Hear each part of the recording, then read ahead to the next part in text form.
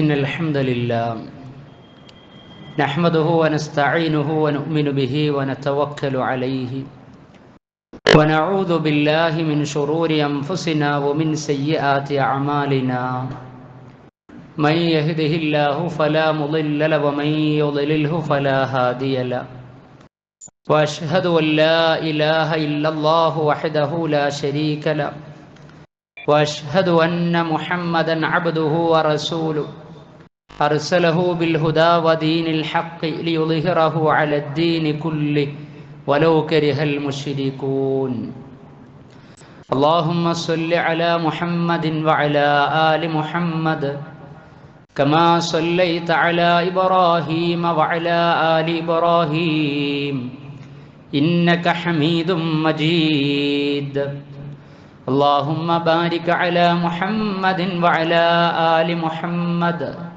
كما باركت على إبراهيم وعلى آل إبراهيم إنك حميد مجيد أما بعد فإن خير الكلام كلام الله وخير السنن سنن محمد صلى الله عليه وسلم وشر الأمور محدثاتها وكل محدثة بدعة وكل بدعة ضلالة وكل ضلالة في النار يا أيها الذين آمنوا اتقوا الله حق تقاته ولا تموتن إلا وأنتم مسلمون أعوذ بالله من الشيطان الرجيم بسم الله الرحمن الرحيم وما كان لمؤمن ولا مؤمنة إذا قضى الله ورسوله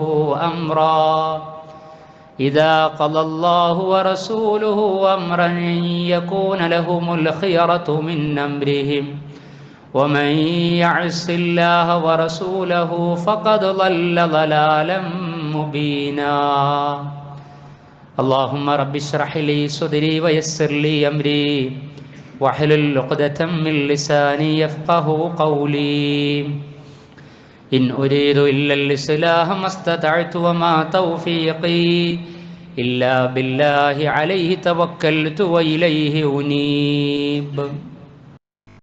സ്നേഹം നിറഞ്ഞ സഹോദരി സഹോദരന്മാരെ, സത്യവിശ്വാസികളെ, അല്ലാഹു സുബ്ഹാനഹു വ തആലയുടെ ദീനിൻ്റെ വിധിവിലക്കുകൾ ജീവിതത്തിൻ്റെ നിഖില മേഖലകളിലും പാലിച്ച് പ്രാവർത്തികമാക്കി വരാനിരിക്കുന്ന അനശ്വരമായ പരലോക ജീവിത വിജയം നേടിയെടുക്കുന്ന സന്മാർഗികളും സൽക്കർമ്മകാരികളുമാകുന്ന സത്യവിശ്വാസികളിൽ ഉൾപ്പെടണമേ എന്ന് എന്നെയും നിങ്ങളെയും ഉണർത്തുകയാണ്, തഖ്വ കൊണ്ട് വസിയ്യത്ത് ചെയ്യുകയാണ്. അല്ലാഹു സുബ്ഹാനഹു വ തആല ഇരുലോകത്തും അനുഗ്രഹിക്കുന്ന, അവന് പരിപൂർണമായി വിധേയപ്പെടുന്ന വിനീത ദാസീദാസന്മാരിൽ, അവൻ്റെ സച്ചരിതരായ അടിമകളിൽ അവൻ നമ്മെ ഉൾപ്പെടുത്തി അനുഗ്രഹിക്കുമാറാകട്ടെ. കഴിഞ്ഞ ആഴ്ചയിൽ രണ്ടാമത്തെ ഖുതുബയിൽ നമ്മൾ സൂചിപ്പിക്കുകയുണ്ടായി, ഇസ്ലാമിലെ ഹിജറ വർഷത്തിലെ 3-ാമത്തെ മാസം റബീഉൽ അവ്വലിലേക്ക് നമ്മൾ പ്രവേശിച്ചിരിക്കുകയാണ് എന്ന്. റബീഉൽ അവ്വലിലേക്ക് പ്രവേശിച്ചു കഴിഞ്ഞാൽ ഇസ്ലാമിക സമൂഹത്തിൽ മുസ്ലിമീങ്ങളിൽ കണ്ടുവരുന്ന പ്രവണതയാണ് പ്രവാചകൻ സല്ലല്ലാഹു അലൈഹി വസല്ലമയും സഹാബികളും പ്രവാചകൻ ജനിച്ച മാസത്തിൽ പ്രത്യേകമായി ഏതെങ്കിലും തരത്തിലുള്ള കർമ്മങ്ങൾ നിർവഹിച്ചിട്ടുണ്ടോ ഇല്ലയോ എന്ന ആലോചനയില്ലാതെ നല്ലതാണല്ലോ എന്ന് വിചാരിച്ചുകൊണ്ട് ചില കാര്യങ്ങൾക്ക് വേണ്ടി സമ്പത്തും സമയവുമൊക്കെ നീക്കിവെക്കല്. കാലം പുരോഗമിക്കുന്നതിനനുസരിച്ച് വർണ്ണാഭമായ ചടങ്ങുകളുമായി കൊണ്ടാണ് റബീഉൽ അവ്വൽ മാസത്തിലെ പ്രവാചകനുമായി ബന്ധപ്പെടുത്തിയുള്ള ജന്മദിനാഘോഷം പ്രതിവർഷം സംഘടിപ്പിക്കപ്പെട്ടുകൊണ്ടിരിക്കുന്നത്. പണ്ടൊക്കെ ഒരു ദിവസത്തിൽ റബീഉൽ അവ്വൽ 12-ന് ഏതാനും ചില മണിക്കൂറുകളായിരുന്നു എങ്കിൽ ഇന്നതൊക്കെ മാറി ഒരു ദിവസം പൂർണ്ണമായി, അതല്ലെങ്കിൽ ഒരാഴ്ച, ഒരു മാസം, റബീഉൽ അവ്വൽ മൊത്തത്തിൽ പ്രവാചക സ്നേഹത്തിൻ്റെ അനിതര സാധാരണമായ അനർഘ നിമിഷങ്ങൾ സമ്മാനിക്കുന്നതായി വ്യാഖ്യാനിച്ചുകൊണ്ടുള്ള വിവിധ ചടങ്ങുകൾ സംഘടിപ്പിച്ചു വരികയാണ്. നബിദിന റാലികളും ദിക്ർ ഹൽക്കകളും, അതേപോലെ തന്നെ മൗലീദ് പാരായണങ്ങളും റാത്തീബുകളും, പള്ളികളും മദ്രസകളും ഒക്കെ തോരണങ്ങൾ കൊണ്ട് അലങ്കരിക്കുക, ദഫ് മുട്ടലും കോൽക്കളിയും അതേപോലെ തന്നെ വഴിമുടക്കിയുള്ള പ്രകടനങ്ങളും ഒക്കെ ആയിക്കൊണ്ടാണ് പ്രവാചക സ്നേഹം ജന്മദിനാഘോഷത്തിൻ്റെ മറവിൽ പലരും കാണിച്ചു കൊണ്ടിരിക്കുന്നത്. പോയി DJ സെറ്റപ്പിലൊക്കെയാണ് നമ്മുടെ ന്യൂ ജെൻ ആ ആഘോഷത്തെ കളർഫുൾ ആക്കിക്കൊണ്ടിരിക്കുന്നത്. അതിലേക്ക് മറ്റ് പല ആളുകളും മൈത്രി സംഗമത്തിൻ്റെ വലിയ അവസരങ്ങളായിക്കൊണ്ട് പ്രവാചകൻ സല്ലല്ലാഹു അലൈഹി വസല്ലമയുടെ ജന്മദിനാഘോഷത്തെ ഉപയോഗപ്പെടുത്തിക്കൊണ്ടിരിക്കുന്ന കാഴ്ചകൾ നമ്മൾ കണ്ടുകൊണ്ടിരിക്കുകയാണ്. നമ്മുടെ മക്കള്, അതല്ലെങ്കിൽ ഇതിനൊക്കെ നേതൃത്വം കൊടുത്തുകൊണ്ടിരിക്കുന്ന ആളുകളിൽ പലരും അറിഞ്ഞോ അറിയാതെയോ വാഹന നിയമങ്ങളൊക്കെ തെറ്റിച്ചുകൊണ്ട് പച്ച പതാകയൊക്കെ വീശി 2, 3, 4 ആളുകളെ ബൈക്കിൽ കയറ്റി അങ്ങനെയുള്ള കാഴ്ചകളും വന്നു കൊണ്ടിരിക്കുകയാണ്. അതിലുപരി സ്നേഹത്തിൻ്റെ പേര് പറഞ്ഞ് ആ സ്നേഹത്തിൻ്റെ ഊക്കും ഊർജവും പരസ്പരമുള്ള തമ്മിൽ തല്ലിലും അതേപോലെ തന്നെ സംഘടനാ മേൽക്കോയ്മയിലുമൊക്കെ എത്തിക്കൊണ്ടിരിക്കുന്നു എന്നതും സങ്കടകരമായ കാഴ്ചയായിക്കൊണ്ടിരിക്കുകയാണ്. പക്ഷെ ഇതൊക്കെ നമുക്ക് പ്രയാസം സൃഷ്ടിക്കുന്നത് ഇസ്ലാമിൻ്റെയും പ്രവാചകന്റെയും പേര് പറഞ്ഞ് ശർഈയായി മതപരമായി ഇതൊരു പുണ്യമാണ് എന്ന് പറഞ്ഞ് പഠിപ്പിക്കപ്പെടുമ്പോഴാണ്. ഇസ്ലാമിൽ 2 ആഘോഷങ്ങളാണുള്ളത്. ഏറ്റവും ലളിതമായി സരളമായി ഈ വിഷയത്തെ മനസ്സിലാക്കുവാനുള്ള ഒരു എളിയ ശ്രമമാണ് ഇന്നത്തെ ഖുതുബയിലൂടെ നമ്മൾ നടത്തുന്നത്. അപ്പോൾ ഇസ്ലാമിൽ ജന്മദിനാഘോഷമുണ്ടോ എന്ന് ചോദിച്ചു കഴിഞ്ഞാൽ ഇല്ല എന്ന് നമുക്കൊക്കെ അറിയാം. ബർത്ത്ഡേ സെലിബ്രേഷൻ ഇസ്ലാമിലില്ല. അതൊരു അന്യമത സംസ്കാരമാണ്. അപ്പോൾ പ്രവാചകൻ സല്ലല്ലാഹു അലൈഹി വസല്ലമയുടെ ജന്മദിനമോ birthday celebration of prophet Muhammad എന്ന് ഇംഗ്ലീഷിൽ പറയാം. മലയാളത്തിൽ പറയുമ്പോൾ നമുക്കത് തിരിയില്ല. ബർത്ത്ഡേ എന്ന് പറയുമ്പോൾ അത് നമുക്ക് പാടില്ല എന്നാ പറയാം. റസൂലിൻ്റെ ബർത്ത്ഡേ കഴിക്കാൻ പാടുണ്ടോ എന്ന് ചോദിച്ചാൽ പെട്ടെന്ന് നമ്മൾ 2 വട്ടം ആലോചിക്കും. അത് ബർത്ത്ഡേ അല്ലല്ലോ, ജന്മദിനാഘോഷമല്ലേ എന്നാ പറയൽ. എന്നാൽ ബർത്ത്ഡേ തന്നെയാണ്. പ്രവാചകൻ സല്ലല്ലാഹു അലൈഹി വസല്ലമക്ക് മുമ്പ് കടന്നു വന്ന ആദം നബി മുതൽ ഈസാ നബി അലൈഹി സ്വലാത്തു വസ്സലാം വരെയുള്ള പ്രവാചകന്മാരിൽ ആരുടെയെങ്കിലും ബർത്ത്ഡേ ജന്മദിനം പ്രവാചകൻ സല്ലല്ലാഹു അലൈഹി വസല്ലമ 40-ാമത്തെ വയസ്സിൽ പ്രവാചകനായി 63 വയസ്സ് വരെ ജീവിച്ചു. 23 വർഷത്തെ പ്രവാചക ജീവിതത്തിനിടക്ക് നൂഹ് നബിയുടെ ജന്മദിനം, മൂസാ നബിയുടെ ജന്മദിനം, ഇബ്രാഹിം നബിയുടെ ജന്മദിനം, മുൻഗാമികളായ ഉലുൽ അസ്മിൽപ്പെട്ട 5 പ്രധാന പ്രഗത്ഭരായ പ്രവാചകന്മാരുടെയോ നിയോഗിക്കപ്പെട്ട മറ്റു പ്രവാചകന്മാരുടെയോ ജന്മദിനം സഹാബികളെ, അൻസാറുകളെ, മുഹാജിറുകളെ ഒരുമിച്ച് കൂട്ടി ചെറിയ വലിയ സദസ്സിലൂടെ സംഘടിപ്പിച്ചതായി, ആഘോഷിച്ചതായി നമുക്ക് പ്രമാണങ്ങളിൽ, ചരിത്രത്തിൽ കാണാൻ സാധിക്കുമോ? സാധ്യമല്ല.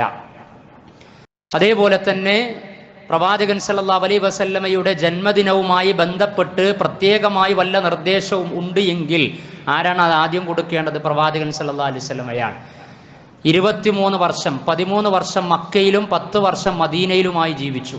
റബീഉൽ അവ്വൽ ഓരോ വർഷത്തിലും എത്താറുണ്ട്. പ്രവാചകൻ പറഞ്ഞു, ഇന്ന് ഞാൻ ജനിച്ച ദിനാണ്, അതുകൊണ്ട് മറ്റ് ദിനങ്ങളെപ്പോലെയല്ല ഈ ദിനം, മറ്റ് മാസങ്ങളെപ്പോലെയല്ല ഈ മാസം. ഇതൊന്ന് നമുക്ക് വ്യത്യസ്തമാക്കണം, ആത്മീയ ആനന്ദമാക്കി തീർക്കണം. അതിന് നിങ്ങൾ ഇന്നിന്നും കാര്യങ്ങളൊക്കെ ചെയ്യണമെന്ന് സഹാബികളോട് പ്രവാചകൻ നിർദ്ദേശം കൊടുത്തോ? ഇല്ല. പ്രമാണങ്ങളിൽ അങ്ങനെ വല്ലതും കാണുവാൻ സാധിക്കുമോ? കാണുവാൻ സാധിക്കുകയില്ല. നമ്മൾ ഒരുപാട് ആഘോഷങ്ങളും പരിപാടികളൊക്കെ നാട്ടിൽ കാണാറുണ്ട്. ഇതിനെ നമ്മൾ വിമർശിക്കുന്നത് ഗുണകാംക്ഷയോടെ എന്തുകൊണ്ടാണ്? ഇത് മതത്തിൻ്റെ പേരിൽ പുണ്യമാണ് എന്ന് പറഞ്ഞ് സമ്പത്ത് സമാഹരിച്ച് സംഘടിപ്പിക്കപ്പെടുമ്പോഴാണ് ഇതിൻ്റെ പ്രശ്നം. ഇത് പുണ്യമാണ്, സ്വർഗപ്രവേശനം എളുപ്പമാക്കുന്നതാണ്. ഇപ്പം വ്യാഖ്യാനിച്ച് പെരുന്നാളിനേക്കാളും ലൈലത്തുൽ ഖദറിനേക്കാളും ഒക്കെയുള്ള പോരിശയാണ് പുരോഹിതന്മാർ അവരുടെ യാഥാസ്ഥിക മാസികകളിൽ, അതേപോലെ തന്നെ യൂട്യൂബുകളിലൂടെ, പാതിരാ വഅളുകളിലൂടെ, അതല്ലാത്ത സംവിധാനങ്ങളിലൂടെയൊക്കെ പ്രബോധിത സമൂഹത്തിലേക്ക് എത്തിച്ചുകൊണ്ടിരിക്കുന്നത്. നിർണയത്തിൻ്റെ രാവിനേക്കാളും പോരിശയുണ്ട്, അതേപോലെ 2 പെരുന്നാളിനേക്കാളും പോരിശയുണ്ട്. എവിടേക്കെത്തി? നമുക്ക് ആഘോഷങ്ങൾ ഭൗതികമായിട്ടുള്ളത്, ഇപ്പോൾ സ്വാതന്ത്ര്യ ദിനാഘോഷം ഉണ്ടാകും, അതല്ലെങ്കിൽ ഗ്രാമോത്സവങ്ങൾ ഉണ്ടാകും, ഒരു കടയുടെ ആനിവേഴ്സറി ഉണ്ടാകും, കോളേജുകളുടെയും വിദ്യാഭ്യാസ സ്ഥാപനങ്ങളുടെയും ഒക്കെ വാർഷികങ്ങൾ ഉണ്ടാകും. അതൊന്നും നമ്മൾ മതത്തിലേക്ക് വരവ് വെച്ചുകൊണ്ട് പുണ്യമുണ്ട് എന്ന് പറഞ്ഞുകൊണ്ടല്ല പങ്കെടുക്കാറുള്ളത്. ആ ആഘോഷങ്ങളിലൊക്കെ പങ്കെടുക്കുന്ന സമയത്ത് നമ്മുടെ സ്വത്വബോധം നഷ്ടപ്പെടാതിരിക്കാൻ ശ്രദ്ധിച്ചാൽ മതി.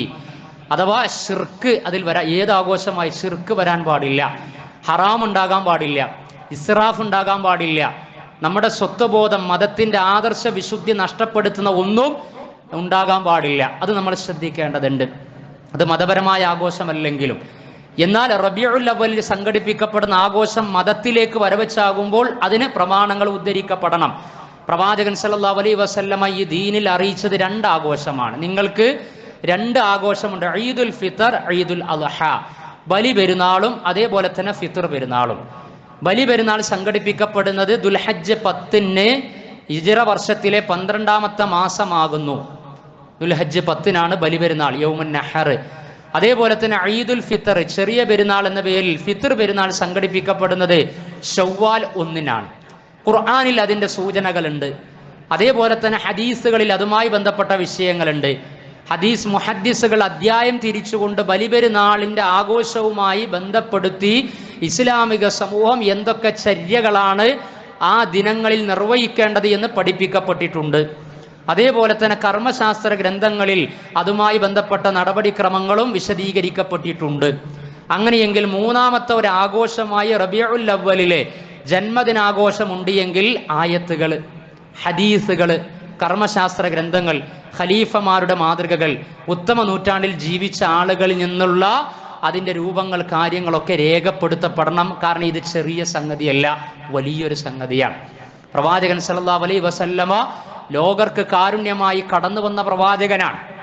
ആ പ്രവാചകൻ സല്ലല്ലാഹു അലൈഹി വസല്ലമ ജനിച്ച മാസത്തിലും ദിവസത്തിലും പ്രത്യേകമായി എന്തെങ്കിലും സംഘടിപ്പിക്കപ്പെടേണ്ടതുണ്ട് എങ്കിൽ ഒരു മുസ്ലിം ഉറങ്ങി എഴുന്നേറ്റത് മുതൽ ഉറങ്ങുന്നത് വരെ നിത്യജീവിതത്തിൽ പാലിക്കേണ്ട ചെറുതും വലുതുമായ മര്യാദകളെ, വിധിവിലക്കുകളെ, അവൻ വസ്ത്രം ധരിക്കുന്നത്, അവൻ വെള്ളം കുടിക്കുന്നത്, ഉറങ്ങുന്നത്, ഉണരുന്നത്, ബാത്റൂമിൽ പ്രവേശിക്കുമ്പോഴുള്ള കാര്യങ്ങൾ, ഇങ്ങനെ ചെറുതും വലുതുമായ കാര്യങ്ങളൊക്കെ ഹദീസുകളിലൂടെ പ്രവാചകൻ പഠിപ്പിച്ചതായി ക്രോഡീകരിക്കപ്പെട്ടിട്ടുണ്ട് എങ്കിൽ ഇതൊരു വലിയ മഹാസംഭവമാണ്. എങ്കിൽ എന്തുകൊണ്ട് ഹദീസുകളിൽ രേഖപ്പെടുത്തപ്പെട്ടില്ല?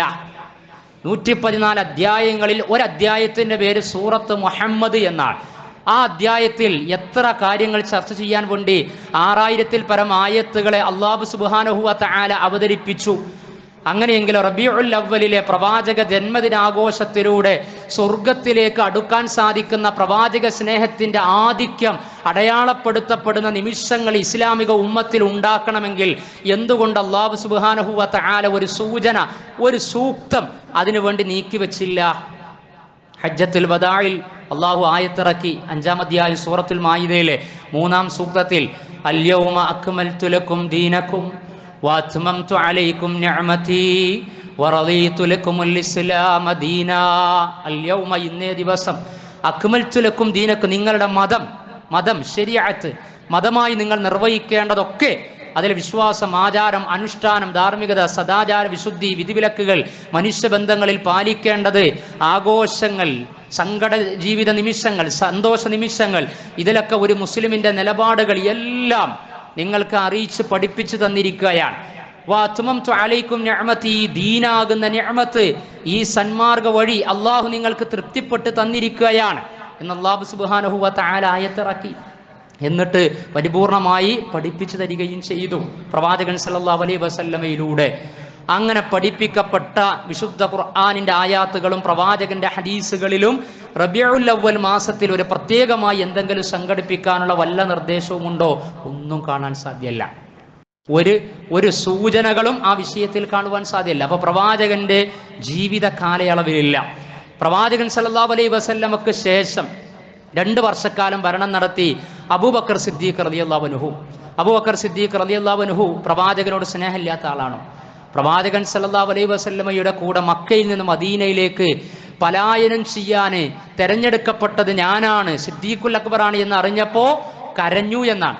ആയിഷ റളിയല്ലാഹു അൻഹ റിപ്പോർട്ട് ചെയ്യണത്, എൻ്റെ പിതാവ് കരഞ്ഞ് സന്തോഷം കൊണ്ട് ഒരാൾ കരയുന്നത് ഞാൻ അന്നാണ് കണ്ടത് എന്ന്. അത്രയേറെ പ്രവാചകനെ സ്നേഹിച്ച സിദ്ദീഖുൽ അക്ബർ 2 വർഷം അതിൻ്റെ മുമ്പും പ്രവാചകന്റെ കൂടെ അനുചരനായി ജീവിച്ചു. പ്രവാചകന്റെ വഫാത്തിന് ശേഷം 2 വർഷത്തിലധികം ജീവിച്ചു. ആ 2 വർഷത്തിനിടക്ക് റബീഉൽ അവ്വൽ കടന്നു വന്നു, ജന്മദിനാഘോഷം സംഘടിപ്പിച്ചില്ല. അതിനുശേഷം ഉമർ റളിയല്ലാഹു അൻഹു ഇസ്ലാമിക ലോകത്തിന്റെ 2ാമത്തെ ഖലീഫ 10 വർഷമാണ് ഭരണം നടത്തിയത്. ആ 10 വർഷത്തിനിടക്ക് 10 തവണ റബീഉൽ അവ്വൽ കടന്നു വന്നില്ലേ? എന്നിട്ട് നമ്മളൊക്കെ ഇന്ന് കാണുന്ന രൂപത്തിൽ ഇത്രമേൽ അതിന് പ്രാധാന്യം കൊടുക്കേണ്ടതുണ്ട് എങ്കിൽ ഉമർ റളിയല്ലാഹു അൻഹു പ്രവാചകൻ മരിച്ചു എന്നറിഞ്ഞ സമയത്ത് അവിടേക്ക് വന്ന് ഉറയിൽ നിന്ന് വാളുണ്ട് ഊരി പിടിക്കുക. എന്നിട്ട് പ്രവാചകന്റെ മയ്യത്തുള്ള പ്രവാചകന്റെ വീടിന്റെ സമീപത്ത് നിൽക്കുക. ആരെങ്കിലും എൻ്റെ നേതാവ് പ്രവാചകൻ സല്ലല്ലാഹു അലൈഹി വസല്ലമ മരിച്ചു എന്ന് പറഞ്ഞാൽ അവന്റെ തല ഞാൻ പിഴുതെടുക്കുമെന്ന് പറഞ്ഞിട്ട് ഇങ്ങനെ നിൽക്കുകയാണ്. സ്ഥലകാലബോധം നഷ്ടപ്പെട്ടിട്ട് സിദ്ദീഖുൽ അക്ബർ കടന്നു വരിക. ഉമർ എന്താ നീ കാണിക്കണത് എന്ന്. ആയത്ത് ഓതിക്കൊടുക്കാം, പ്രവാചകനും മരിക്കും, എല്ലാവരും മരിക്കാനുള്ളതാണ് എന്ന് പറഞ്ഞ് കുഞ്ഞിനെ പോലെ ഇരുന്ന് കയ്യിൽ നിന്ന് വാള് താഴെ വീണ് കുഞ്ഞിനെ പോലെ കരയുന്ന ഉമർ ഈ ആയത്ത് ഇന്ന് അവതരിച്ചതാണോ എന്ന് ഞാൻ ആലോചിക്കുന്നു, ചിന്തിക്കുന്നു അബൂബക്കർ എന്ന് പറയുകയാണ്. ഇങ്ങനെ പ്രവാചകനെ സ്നേഹിച്ച ഉമർ റളിയല്ലാഹു അൻഹു പ്രവാചക വഫാത്തിന് ശേഷം 10 വർഷം ഇസ്ലാമിക സാമ്രാജ്യത്തെ ലോകത്തെ ഭരിച്ചിട്ട് ഒരു മുക്കിലും മൂലയിലും ഒരു സ്ഥലത്തും മക്കയിലോ മദീനയിലോ ഇസ്ലാമിക പ്രവിശ്യകളിലോ ഒരു അര ദിവസം പ്രവാചകന്റെ ജന്മദിനവുമായി ബന്ധപ്പെടുത്തിക്കൊണ്ട് ഒരു ദിക്ർ കൂടുതൽ ചൊല്ലിയതായി രേഖപ്പെടുത്തപ്പെട്ടിട്ടുണ്ടോ? 1/2 കിലോമീറ്റർ റാലി നടത്തിയതായി രേഖപ്പെടുത്തപ്പെട്ടിട്ടുണ്ടോ? അവർക്ക് അതിനുള്ള സംവിധാനം ഇല്ലാത്തത് കൊണ്ടാണ്, അവർക്കത് ചെയ്യാൻ താല്പര്യമില്ലാത്തത് കൊണ്ടാണ്. പക്ഷെ അങ്ങനെ ഒരു ചര്യ പഠിപ്പിക്കപ്പെട്ടിട്ടില്ല. ഇനി ഉമർ റളിയല്ലാഹു അൻഹുവിന്റെ മരണത്തിന് ശേഷം ഉസ്മാൻ റളിയല്ലാഹു അൻഹു 12 വർഷം ഇസ്ലാമിക ലോകം ഭരിച്ചു. 12 വർഷം 12 തവണ റബീഉൽ അവ്വൽ പ്രത്യേകമായി ഉപയോഗപ്പെടുത്തിയ ജന്മദിനാഘോഷത്തിന്റെ പേരിൽ. അതിനുശേഷം അലി റളിയല്ലാഹു അൻഹു 5 വർഷം ഭരണം നടത്തി. 5 വർഷം ഭരണം നടത്തിയ അലി റളിയല്ലാഹു അൻഹു 5 വർഷത്തിനിടക്ക് 5 തവണ റബീഉൽ അവ്വൽ കടന്നു വന്നു എങ്കിൽ പ്രവാചകൻ സല്ലല്ലാഹു അലൈഹി വസല്ലമയോട് കുടുംബപരമായി ആദർശപരമായി എല്ലാ അർത്ഥത്തിലും ബന്ധമുണ്ട്. പ്രത്യേകം പരിഗണിക്കണമല്ലോ ഈ മാസത്തെ ദിവസത്തെ. ഇനി മുൻകാല ഖലീഫമാരത് അറിവില്ലായ്മ കൊണ്ടോ അശ്രദ്ധ കൊണ്ടോ മാറ്റിവെച്ചതാണ് എങ്കിൽ ഏറ്റെടുത്ത് നടപ്പിൽ വരുത്തായിരുന്നില്ലേ? അതിന് മെനക്കെട്ടോ? ഇല്ല. കാരണം അങ്ങനെ ശരിയ അവർ കേട്ടിട്ടില്ല, കണ്ടിട്ടില്ല, പഠിച്ചിട്ടില്ല. കാരണം റബീഉൽ അവ്വലൊക്കെ അവർ പരിചയിച്ചത് മദീന കരഞ്ഞ മാസമാണ് റബീഉൽ അവ്വൽ. മദീന നിശ്ചലമായ മാസമാണ് റബീഉൽ അവ്വൽ. പ്രവാചകന്റെ മരണത്തിന് ശേഷം സഹാബികളൊക്കെ നാട് വിട്ടിട്ടുണ്ട്. പ്രവാചകൻ സല്ലല്ലാഹു അലൈഹി വസല്ലമയുടെ തണലിൽ എല്ലാ അന്തസ്സും ആഭിജാത്യവും നൽകിക്കൊണ്ട് ഇസ്ലാമിക വൃത്തത്തിലേക്ക് കടന്നു വന്ന ബിലാൽ പറഞ്ഞത് പ്രവാചകനില്ലാത്ത മക്കയിൽ മദീനയിൽ ഞാനുണ്ടാവൂല എന്നാണ്. ബാങ്ക് കൊടുക്കാൻ പറയരുത്, പ്രവാചകൻ അശ്ഹദു അന്ന മുഹമ്മദൻ, ബാങ്കിന്റെ ആ പദത്തിൽ പ്രവാചകന്റെ നാമം വരുമ്പോ കരഞ്ഞ് കുഴഞ്ഞു വീണിരുന്നു എന്നാണ് ബിലാൽ ഇബ്നു റബാഹ്. കാരണം ഒന്നുമല്ലാത്ത തന്നെ എല്ലാമാക്കി തീർത്തത്, കറുത്ത കാപ്പിരിയായി അടിച്ചമർത്തപ്പെട്ട തന്നെ ഖുറൈശികൾക്കപ്പുറമുള്ള ഏറ്റവും ഉന്നതമായ പടവുകൾ സമ്മാനിച്ച പ്രവാചകനില്ലാത്ത ഈ മദീന എനിക്ക് വേണ്ട എന്ന് പറഞ്ഞ് പോയി നാട് വിട്ടുപോയിരുന്നു എന്നാ. ആ ബിലാൽ ആഘോഷിക്കാത്ത ജന്മദിനം തന്നെ നമുക്ക്, ഉമർ റളിയല്ലാഹു ആഘോഷിക്കാത്ത, സിദ്ദീഖുൽ അക്ബർ ആഘോഷിക്കാത്ത, അലി റളിയല്ലാഹു ആഘോഷിക്കാത്ത ഇനി സഹാബികൾ എന്തൊക്കെ എത്ര ചരിത്രം. ഈ മിമ്പറുകളിൽ ഞാൻ മരിക്കുന്നത് വരെ പ്രവാചകനെ സഹാബികൾ സ്നേഹിച്ച വിവിധ വിഷയങ്ങൾ അധികരിച്ച് ഖുതുബ നടത്തിയാലും ഞാൻ മരിച്ചു പിരിയും എന്നതല്ലാതെ സഹാബികൾ പ്രവാചകനെ സ്നേഹിച്ച ചരിത്ര നിമിഷങ്ങൾ പറഞ്ഞു തീർക്കാൻ ഞാൻ അശക്തനായിത്തീരും. അത്രയേറെ അവർ സ്നേഹിച്ചിട്ടുണ്ട്. Musab bin Umair, Abu Talhatul Ansari, അതേപോലെ തന്നെ Abu Sufyan, Amr bin Aas, എത്ര ചരിത്രം ഉദ്ധരിക്കേണ്ടി വരും. സഹാബികളെ കഴിഞ്ഞാൽ പിന്നീട് ഖലീഫ, പിന്നെ താബിഈകൾ വരിക, അതിനുശേഷം താബിഈങ്ങൾ വരിക. ഖൈറുൽ ഖുറൂനി ഖർനി സുമ്മല്ലദീന യലൂനഹും സുമ്മല്ലദീന യലൂനഹും. എൻ്റെ നൂറ്റാണ്ടാണ് ഏറ്റവും നല്ല നൂറ്റാണ്ട്, പിന്നെ അതിനെ തുടർന്ന് വരുന്ന നൂറ്റാണ്ടാണ്, പിന്നെ അതിനെ തുടർന്ന് വരുന്നതാണ്. അഥവാ ഹിജറ 300 വർഷം പ്രവാചകൻ സല്ലല്ലാഹു അലൈഹി വസല്ലമയുടെ തിരുവചനത്തിൽ പ്രത്യേക പരാമർശം കൊണ്ട് വിശേഷിപ്പിക്കപ്പെട്ട 300 വർഷ കാലയളവ്. ആ 300 വർഷ കാലയളവിൽ ഇന്ന് കാണുന്നതിൻ്റെ 1000-1 റബീഉൽ അവ്വലിൽ 12-നോ റബീഉൽ അവ്വൽ മാസത്തിലോ പ്രത്യേകമായ ജന്മദിനാഘോഷ പരിപാടികൾ സംഘടിപ്പിച്ചതായി ലഈഫായ ദുർബലമായ ഹദീസുകളിൽ പോലും കാണാൻ സാധ്യമല്ല. എന്തുകൊണ്ടാ? ഹദീസുകളിൽ ഇല്ല. എന്നാ ഈ സംഗതിയേ ഇല്ല. പിന്നല്ല ദുർബലമായത് റിപ്പോർട്ട് ചെയ്യപ്പെടുന്നില്ല. ദുർബലമായ റിപ്പോർട്ടുകളിൽ വരെ കാണുവാൻ സാധ്യമല്ല എന്നാണ്. അതുകൊണ്ടാണ് ഇമാം മാലിക് റഹ്മത്തുള്ളാഹി പറയുന്നത് ഇതിന്റെ ഗൗരവത്തറയാ. മനസ്സിലാക്കണം. ഇതൊരു സംഘടനാ കക്ഷി മത്സരമല്ല. ഇതിന്റെ ഗൗരവം നമ്മൾ മനസ്സിലാക്കണം. ആദ്യത്തെ ഹദീസ് ഗ്രന്ഥം ഇമാം മാലിക്കിന്റെ മദ്ഹബിന്റെ ഇമാമാണ്. ഇനി അതുകൊണ്ട് 4 മദ്ഹബിന്റെ ഇമാമുകളുടെ ഗ്രന്ഥങ്ങൾ നിങ്ങൾ ഏതെടുത്ത് പരിശോധിച്ചാലും, ഇനി ഷാഫി മദ്ഹബിന്റെ ആൾ കമ്പാർട്ടുവൽക്കരിച്ചിട്ടുണ്ടല്ലോ പൗരോഹിത്യം ഈ ഉമ്മത്തിലെ ആളുകളെ. ഷാഫി മദ്ഹബിന്റെ ആളുകൾ, ഹനഫി മദ്ഹബിന്റെ ആളുകൾ, മാലിക്കി മദ്ഹബിന്റെ ആളുകൾ, ഹംബലി മദ്ഹബിന്റെ ആളുകൾ എന്ന് ആകെ മദ്ഹബുർ റസൂലാണ് ഇസ്ലാമിലുള്ളത്. ഞങ്ങൾ മുഹമ്മദ് നബിയുടെ മദ്ഹബിലാണ് എന്ന് പറയേണ്ടവരാണ് ഓരോ മുസ്ലിമും. അവരൊക്കെ സാത്വികരായ പണ്ഡിതന്മാരാണ് 4 മദ്ഹബിന്റെ ഇമാമുകൾ. അവർ പറഞ്ഞിട്ടില്ല നിങ്ങൾ ഞങ്ങളുണ്ടാകുന്ന വഴിയിലൂടെ അന്ധമായി അനുകരിച്ച് മദ്ഹബ് ഉണ്ടാക്കി ഫോളോ ചെയ്യണമെന്ന് ഒരു മദ്ഹബിന്റെ ഇമാമും പറഞ്ഞിട്ടില്ല. അവരൊക്കെ പറഞ്ഞത്, ഇമാം ഷാഫി റഹ്മത്തുള്ളാഹി പറഞ്ഞത്, ഇദാ സഹൽ ഹദീസ് ഫഹുവ മദ്ഹബി, ഹദീസ് സഹിയായി കഴിഞ്ഞാൽ അതാണ് എൻ്റെ മദ്ഹബ് എന്നാണ്. ഹദീസിൽ നിങ്ങളൊരു കാര്യം കണ്ടാൽ പിന്നെ എൻ്റെ കാര്യം നിങ്ങൾ നോക്കേണ്ടതില്ല. ഒരു മുസ്ലിം വിശുദ്ധ ഖുർആൻ, അതിനുശേഷം സഹിയായ ഹദീസുകൾ, ഈ 2 പ്രമാണങ്ങൾ കണ്ടു കഴിഞ്ഞാൽ പിന്നെ മറ്റൊന്നിലേക്ക് നോക്കേണ്ട ആവശ്യമില്ല. അതിനോട് യോജിക്കുന്ന അഭിപ്രായങ്ങൾ ആര് പറഞ്ഞാലും എവിടെ പറഞ്ഞാലും സ്വീകരിക്കാവുന്നതാണ്. അങ്ങനെയെങ്കിൽ ഈ 4 മദ്ഹബിന്റെ ഇമാമുകൾ 100 കണക്കിന് ഗ്രന്ഥങ്ങൾ രചിച്ചു. ഏതെങ്കിലും ഗ്രന്ഥത്തില് അര പാരഗ്രാഫില്, ഒരു ക്വാർട്ടർ പാരഗ്രാഫില് റബീഉൽ അവ്വൽ മാസത്തിലെ ജന്മദിനാഘോഷവുമായി ബന്ധപ്പെടുത്തി ഒരു ലൈന് കാണിച്ചു തരാൻ ആർക്കെങ്കിലും കഴിയും? ഒരു ലൈന് കാണിച്ചു തരാൻ? റബീഉൽ അവ്വൽ മാസത്തിൽ നിങ്ങൾ ചോദിക്കണം, ഇത് സംഘടിപ്പിക്കുന്ന ഉസ്താദുമാരോട് ചോദിക്കണം. അവര് തന്നെ മിസ്റിൽ ജനിച്ച ഇബ്നു നബാത്തത്തുൽ മിസ്രിയുടെ ഖുത്ബയാണ് വെള്ളിയാഴ്ച സാധാരണ ബുക്കെടുത്ത് വായിക്കാറുള്ളത്. ആ ഇബ്നു നബാത്തത്തുൽ മിസ്രി ഓരോ മാസത്തിലും നടത്തിയ ഖുത്ബയാണ് വായിക്കുന്നത്. അത് റബീഉൽ അവ്വൽ മാസത്തിൽ വർഷങ്ങൾക്ക് മുമ്പ് ഇബ്നു നബാത്തത്തുൽ മിസ്രി നടത്തിയിട്ടുള്ള ഖുത്ബയിൽ വരെ റബീഉൽ അവ്വൽ മാസത്തിലെ ഖുത്ബ നബിയുടെ മരണവുമായി ബന്ധപ്പെടുത്തിയാണ്. അതാണ് വായിക്കുന്നത് മസ്ജിദുകളിൽ. പ്രവാചകന്റെ മരണം ഈ ഉമ്മത്തിന് സംഭവിച്ച ഏറ്റവും വലിയ ദുഃഖമാണ് പ്രവാചകന്റെ വിയോഗം, പ്രവാചകന്റെ മരണം. അത് റബീഉൽ അവ്വലിൽ നടന്നു എന്നൊക്കെ പറഞ്ഞ് ഖുത്ബ നടത്തിയിട്ട്, എന്നിട്ട് അതിനുശേഷം ഇറങ്ങിയിട്ട് എത്ര പോത്തിനറക്കണം, എത്ര ബിരിയാണി ചെമ്പ് ഒരുക്കണം, എത്ര കിലോമീറ്റർ റാലി നടത്തണം, ഏതൊക്കെ തരത്തിലുള്ള മധുരപലഹാരം വിതരണം ചെയ്യണം, ഇതൊക്കെയാണ് ചർച്ച നടത്തുന്നത് എങ്കിൽ പറയുന്നതൊന്നും പിന്നെ പ്രയോഗവൽക്കരിക്കുന്നത് മറ്റൊന്നുമായി തീരുന്ന വൈരുദ്ധ്യമാണ്. അതുകൊണ്ടാണ് ഇമാം മാലിക് റഹ്മത്തുള്ളാഹി പറഞ്ഞത്, മൻ ഇബ്തദഅ ഫിൽ ഇസ്ലാമി ബിദ്അ, ആരെങ്കിലും ഇസ്ലാമിൽ ഒരു ബിദ്അത്ത് ഉണ്ടാക്കി, ഒരു പുനർനിർമ്മിതി ഉണ്ടാക്കി, യറാഹ ഹസന, എന്നിട്ടത് നല്ലതല്ലേ അവൻ വാദിക്കുകയാണ്, നല്ലതാണല്ലോ എന്നിങ്ങനെ വാദിക്കുകയാണ് എങ്കിൽ ഖാന റസൂൽ ഫിർ റിസാല, പിന്നെ അവൻ വാദിക്കുന്നത് എന്താണ്? മുഹമ്മദ് നബി സല്ലല്ലാഹു അലൈഹി വസല്ലമ തൻ്റെ പ്രവാചകത്വ നിർവഹണത്തിൽ വഞ്ചന വരുത്തി എന്ന് പറയുന്നതിന് തുല്യമാണ്. അങ്ങനെ പ്രവാചകർക്ക് ഈ നന്മ മനസ്സിലായില്ല. റബീഉൽ അവ്വൽ തിരിഞ്ഞില്ല, റബീഉൽ അവ്വൽ 12 തിരിഞ്ഞില്ല, ഖലീഫമാർക്ക് തിരിഞ്ഞില്ല, ഇവർക്ക് ആർക്കും ഇത് തിരിഞ്ഞില്ല. ആർക്കത് പിടുത്തം കിട്ടിയത്? ഇത് പിടുത്തം കിട്ടിയത് മിസ്റിലെ ഷിയാ ചായ്വുള്ള സൂഫി ഭരണാധികാര സമയത്ത് ഫാത്തിമി ഭരണാധികാരികളിലെ ഉമർ ബിൻ മുഹമ്മദ് മുല്ല എന്ന് പറയുന്ന ഹിജ്ർ 300-ന് ശേഷം ആണ് ഈ സമ്പ്രദായം ആദ്യമായി തുടങ്ങി വെക്കുന്നത്. ഉമർ ബിൻ മുഹമ്മദ് മുല്ല എന്ന് പറയുന്ന ആള് ഫാത്തിമി ഭരണാധികാരികളിൽ. പിന്നെ അത് അവർ ഏറ്റെടുക്കുകയാണ്. മുദഫർ രാജാവ് ഇത് ഏറ്റെടുത്തു.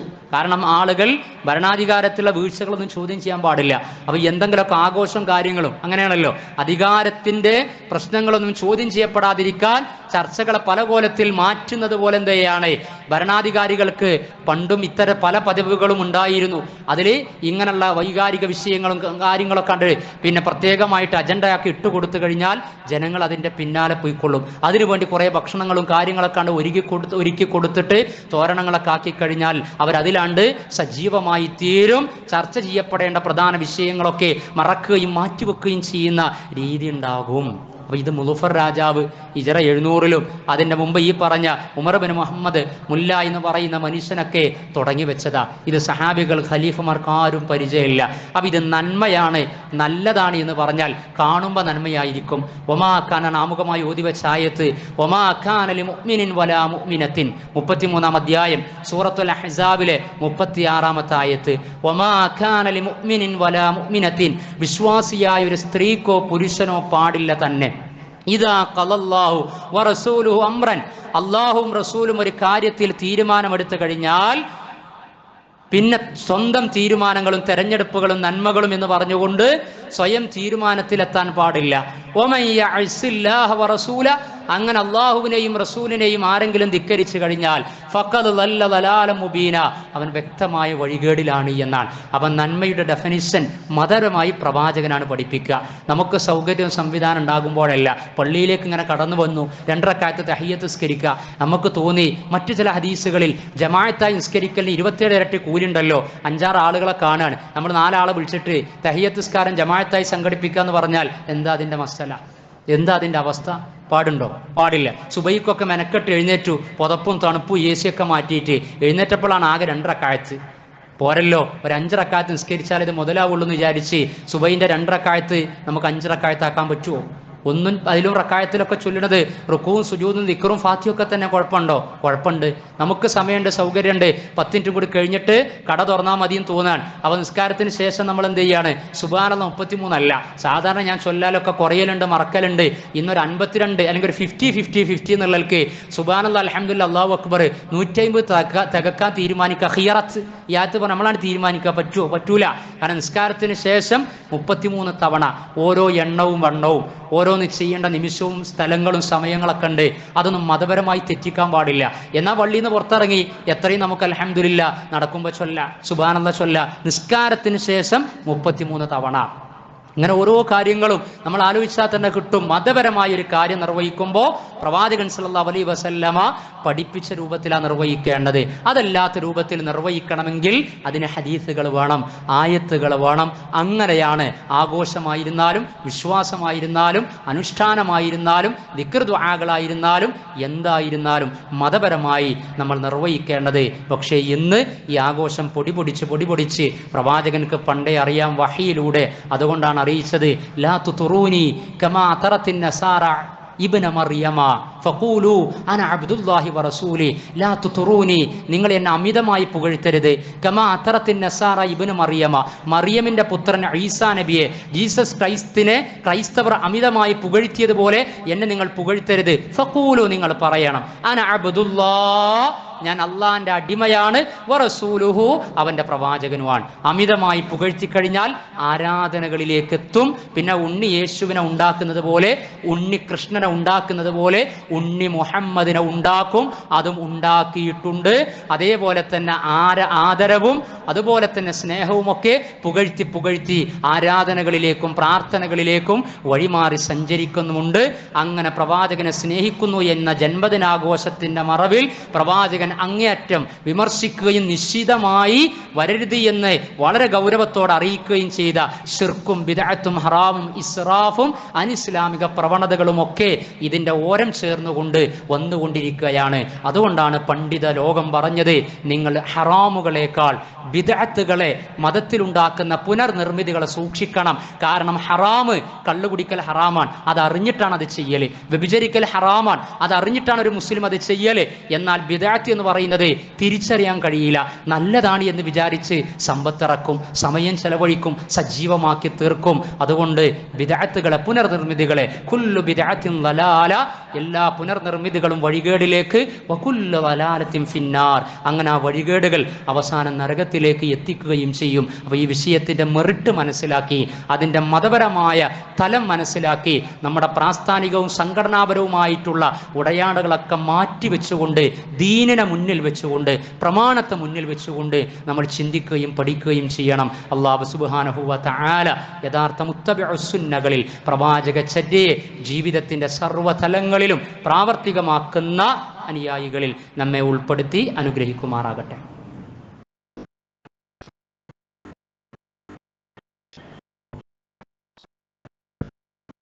അൽഹംദുലില്ലാഹ് ഹംദൻ കസീറൻ ത്വയ്യിബൻ മുബാറകൻ ഫീ കമാ യുഹിബ്ബുനാ യർളാ വഅശ്ഹദു അൻ ലാ ഇലാഹ ഇല്ലല്ലാഹു വഹ്ദഹു ലാ ശരീക ലഹു സ്വല്ലല്ലാഹു അലാ നബിയിനാ മുഹമ്മദിൻ വഅലാ ആലിഹി വസഹ്ബിഹി വമൻ തബിഅഹും ബിഇഹ്സാനിൻ ഇലാ യൗമിദ്ദീൻ.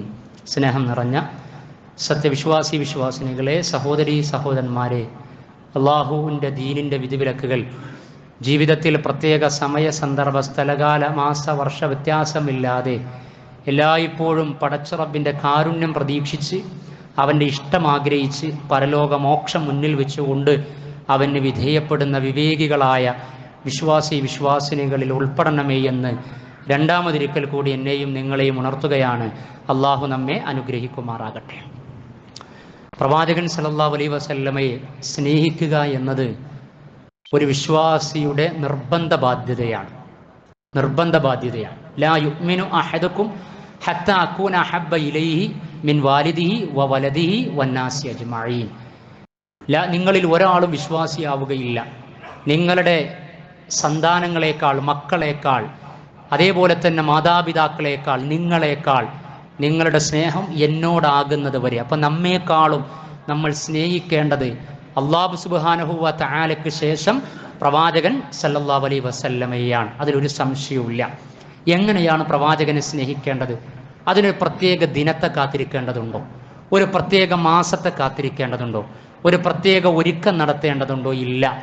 എല്ലാ സമയത്തും പ്രവാചകൻ സല്ലല്ലാഹു അലൈഹി വസല്ലമയെ സ്നേഹിക്കണം. ആ സ്നേഹത്തിൻ്റെ രൂപം ഹദീസ് എങ്ങനെയാണ് പഠിപ്പിച്ചത്? മൻ അഹബ്ബ സുന്നതി ഫഖദ് അഹബ്ബനി വമൻ അഹബ്ബനി കാന മഈ ഫിൽ ജന്ന. മൻ അഹബ്ബ സുന്നതി, ആരാണോ എൻ്റെ ചര്യകളെ ഇഷ്ടപ്പെട്ടത്, സ്നേഹിച്ചത് എങ്കിൽ ഫഖദ് അഹബ്ബനി, അവൻ എന്നെ സ്നേഹിച്ചിരിക്കുകയാണ്. വമൻ അഹബ്ബനി, എൻ്റെ ചര്യകളെ ഇഷ്ടപ്പെട്ട് പ്രാവർത്തികമാക്കി എന്നെ സ്നേഹിക്കുന്നത് ആരാണോ, കാന മഈ ഫിൽ ജന്ന, അവൻ എൻ്റെ കൂടെ സ്വർഗത്തിലാണ്. അപ്പോൾ സ്നേഹത്തിൻ്റെ മാനദണ്ഡം എന്താണ്? ഇത്തിബാഉ സുന്ന, പ്രവാചകന്റെ ചര്യകളെ പിൻപറ്റലാണ് ഷിആറുൽ മഹബ്ബ, സ്നേഹത്തിൻ്റെ അടയാളം എന്ന് പറയുന്നത്. വിശ്വാസ കാര്യത്തിൽ, പ്രാർത്ഥനാ വിഷയത്തിൽ പ്രവാചകനെടുത്ത നിലപാടെന്താണോ അതേപോലെ ആ ചര്യ അനുധാപനം ചെയ്യുക. ഉദാഹരണത്തിന് 2-3 കാര്യങ്ങൾ പറയുക. അപ്പോൾ പ്രവാചകൻ പ്രാർത്ഥനാ വിഷയത്തിൽ എടുത്തത്, കുൽ നബിയെ പറയുക, ഇന്നമാ ദുഉ റബ്ബി വലാ ഉശ്രികു ബിഹി അഹദ, ഞാൻ എൻ്റെ റബ്ബിനെ മാത്രമേ വിളിച്ച് പ്രാർത്ഥിക്കുകയുള്ളൂ, അവനിൽ ഒരാളെയും പങ്കു ചേർക്കുകയില്ല. അപ്പം ഞാൻ നബിയെ അങ്ങേയറ്റം സ്നേഹിക്കുന്നവനാണ്. അപ്പം ഞാൻ പറയേണ്ടത് എന്താ? അള്ളാഹുവിൻ്റെ റസൂല് അള്ളാനെ മാത്രമേ വിളിച്ച് പ്രാർത്ഥിക്കുള്ളൂ എന്നാണ് പറഞ്ഞത്.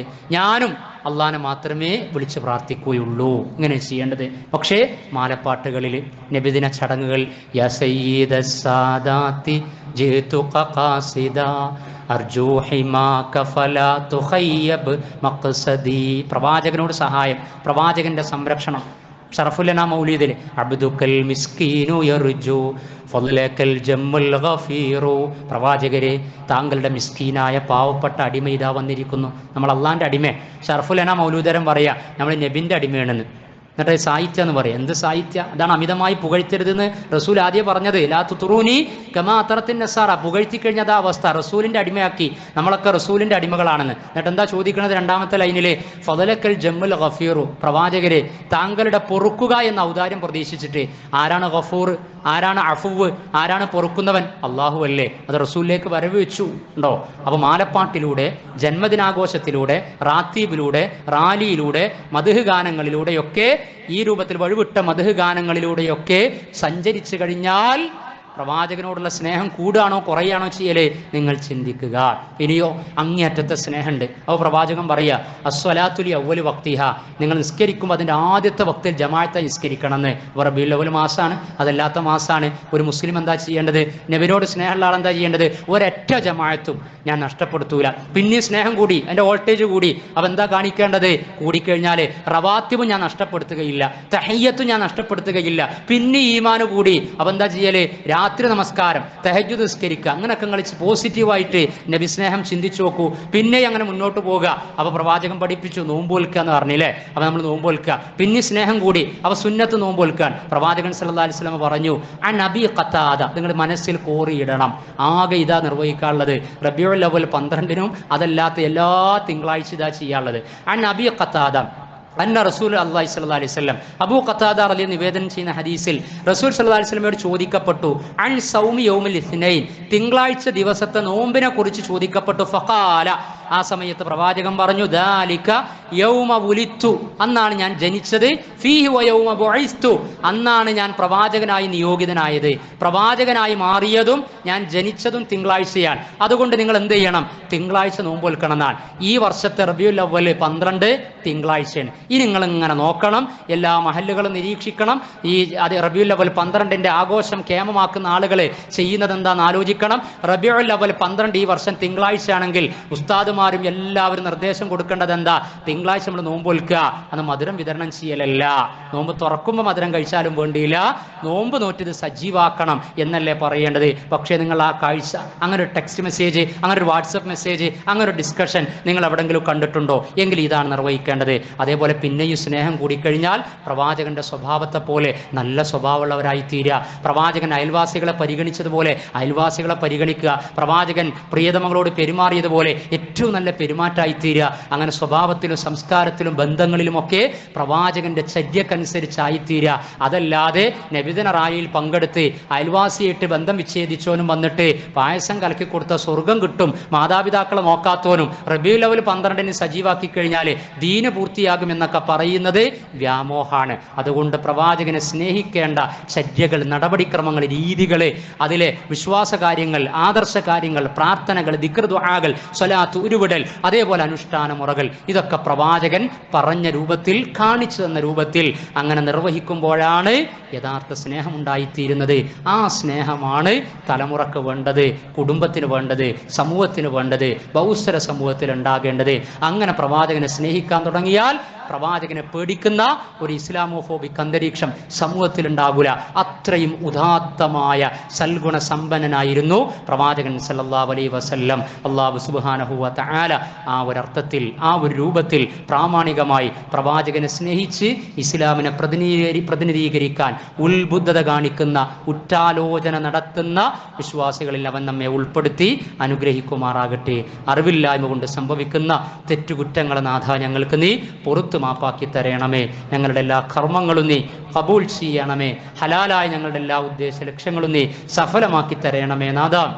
അല്ലാഹുവേ, തൗഹീദും സുന്നത്തും ഹലാലും മുഖമുദ്രയാക്കി മുന്നോട്ട് പോകാൻ സൂക്ഷ്മത കാണിക്കുന്ന മുത്തഖീങ്ങളായ മുസ്ലിമീങ്ങളിൽ ഞങ്ങളെ നീ ഉൾപ്പെടുത്തണമേ നാഥ. ഞങ്ങളിൽ നിന്ന് മരണപ്പെട്ടു പോയവർ അല്ലാഹുവേ, അവർക്ക് നീ മഗ്ഫിറത്ത് നൽകണമേ. മായിൻ സാഹിബ്, അതേപോലെ തന്നെ സൈനബ സാഹിബ, അവരൊക്കെ മരണപ്പെട്ടു. അതേപോലെ നമ്മുടെ കുടുംബത്തിലും മരണപ്പെട്ട ആളുകൾ കഴിഞ്ഞ വെള്ളിയാഴ്ചയിലും ഈ ആഴ്ചക്കും അടക്കായിട്ടുള്ളവർ അല്ലാഹു സുബ്ഹാനഹു വ തആല അവർക്കെല്ലാം മഗ്ഫിറത്ത് നൽകുമാറാകട്ടെ. അതേപോലെ തന്നെ പലതരത്തിലുള്ള ചികിത്സകളുമായി മുന്നോട്ട് പോകുന്ന ഒരുപാട് ആളുകൾ, നമ്മളും നമുക്ക് വേണ്ടപ്പെട്ട ആളുകളുമൊക്കെ പല വേദനകളും സഹിച്ച് പലതരത്തിലുള്ള ചികിത്സകൾ, അല്ലാഹുവേ നീ ശമനം നൽകണമേ. ചികിത്സകൾ നീ ഫലപ്രദമാക്കി തീർക്കണമേ. പൂർണ്ണമായ ശമനത്തിലേക്ക് ഞങ്ങളെയും ഞങ്ങൾക്ക് വേണ്ടപ്പെട്ടവരെയും നീ എത്തിക്കണമേ നാഥ. അല്ലാഹുവേ, അശാന്തിയിലൂടെ തുടർന്നുകൊണ്ടിരിക്കുന്ന ഫലസ്തീൻ മണ്ണ്, ഗസയിൽ നിന്ന് വെസ്റ്റ് ബാങ്കിലേക്കും അക്രമം, സിറിയയിലേക്ക് അക്രമങ്ങളെ പിടിച്ചു കെട്ടാനില്ലാതെ നിസ്സംഗരായി ലോകം നോക്കി നിൽക്കുകയാണ്. നിന്റെ ഇടപെടലിന് വേണ്ടി അല്ലാഹുവെ പ്രതീക്ഷിക്കുകയാണ്. സമാധാനത്തിൻ്റെ തുരുത്താക്കി നീ ആ മണ്ണിനെ മാറ്റണമേ. കൊല്ലപ്പെട്ടവർക്ക് ഷഹാദത്ത് നൽകണമേ നാഥ.